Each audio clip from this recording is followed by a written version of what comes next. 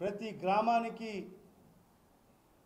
Belt షాపులు పెట్టి మరి ఈరోజు మద్యాన్ని ఆ బెల్ట్ షాపుల ద్వారా ప్రతి ఇంటికి డోర్ డెలివరీ చేస్తున్న పరిస్థితి ఈరోజు మనం గమనిస్తున్నాం. గ్రామాల్లో పూర్వకాలం నుంచి మనం సంతలు జరుగుతుంటాయి. మరి ఆ సంతల్లో ప్రజలందరూ కూడా గ్రామ ప్రజలు ఆ చుట్టుపక్కల గ్రామ ప్రజలందరూ కూడా వచ్చి వాళ్ళకు సంబంధించిన నిత్యావసర వస్తువులు కూరగాయలన్నీ కూడా కొనుగోలు చేస్తున్న పరిస్థితి మనం ప్రతి వారము సంతలు నిర్వహించుకోవడం జరుగుతుంది. మరి అలాంటి సంతలను కూడా వదలకోకుండా మరి ఆ సంతల్లో కూడా బెల్ట్ షాపులు పెట్టి మరి ఆ గ్రామస్తులందరికీ కూడా మరి ఆ సంతల్లో కూడా మద్యాన్ని అందించిన ప్రభుత్వం మరి ఈ కూటమి ప్రభుత్వం. మరి అదే కాకుండా ఈరోజు గాంజాయి మత్తు పానీయాలు టన్నుల కొద్దీ ఈరోజు విద్యార్థుల చేత కూడా విక్రయిస్తున్న పరిస్థితి ఈరోజు మనం గమనిస్తున్నాం. ఇక్కడ అక్కడ అని లేకుండా ప్రతి చోట కూడా ఈరోజు గాంజాయి మత్తు పదార్థాలు విపరీతంగా దొరుకుతున్న పరిస్థితి కూడా ఈరోజు మనం చూస్తున్నాం. మరి అదే కాకుండా మరి గ్యామ్లింగ్ ఎక్కడ చూసినా కూడా విపరీతంగా ఇష్టం వచ్చినట్టు గ్యామ్లింగ్ నిర్వాహకులు నిర్వహిస్తున్న పరిస్థితి ఈరోజు మనం ఈ రాష్ట్ర వ్యాప్తంగా కనిపిస్తుంది. అడ్డు అదుపు లేకుండా తెలుగుదేశం పార్టీకి సంబంధించిన నాయకులే దాన్ని నిర్వహిస్తూ ఈరోజు కోట్లాది రూపాయలు ప్రజల సొమ్మును దోచుకునే దానికోసం మరి ఈరోజు ఈ 10 నెలల కాలంలో మరి ఈ కూటమి ప్రభుత్వం చేసిన ఘనత అంటే మరి ఇది చెప్పుకోవచ్చు మనం. మద్యం, గాంజాయి, మత్తు పదార్థాలు, మరి జూదం, మరి ఇది ఎక్కడ ఏ చిన్న గ్రామంలో కూడా ప్రజలకు అందుబాటులో ఉంది. ఎంత పెద్ద స్థాయి ఊర్లలో కూడా మరి ఇది అందరికీ అందుబాటులో ఉండే పరిస్థితి మనం గమనిస్తున్నాం. గత 2 రోజులుగా అన్ని న్యూస్ పేపర్స్ ఛానల్స్లలో కొన్ని కథనాలు రావడం జరిగింది. మరి ఆ కథనాలు ఏంటంటే ఒక అతను ఎవరో అశోక్ రెడ్డి అతను గత 2 రోజుల మునుపు ఏమో జూదం ఆడిపిస్తూ రాయచూటి అన్నమయ్య జిల్లాకు సంబంధించిన పోలీసు వాళ్ళు అతన్ని అరెస్ట్ చేయడం జరిగింది. అరెస్ట్ చేసి ఏదో 41 నోటీస్ ఇచ్చి మరి ఆయనకు 41 నోటీస్ ఇచ్చి వదిలేసిన పరిస్థితి మనం న్యూస్ పేపర్లలో చూడడం జరిగింది. మరి ఆ న్యూస్ పేపర్లు కూడా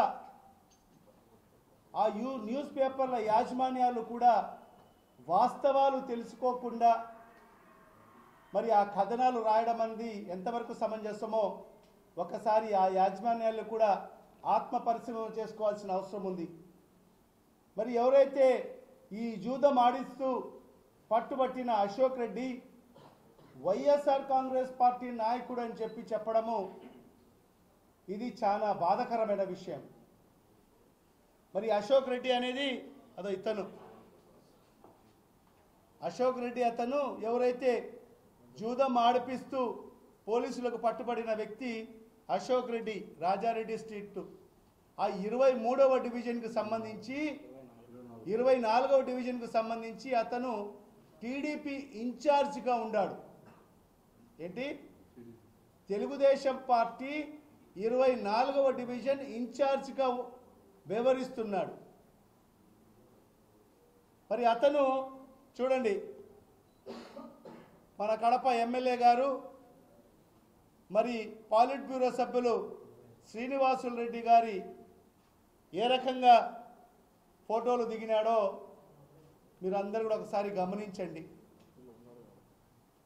అదే కాకుండా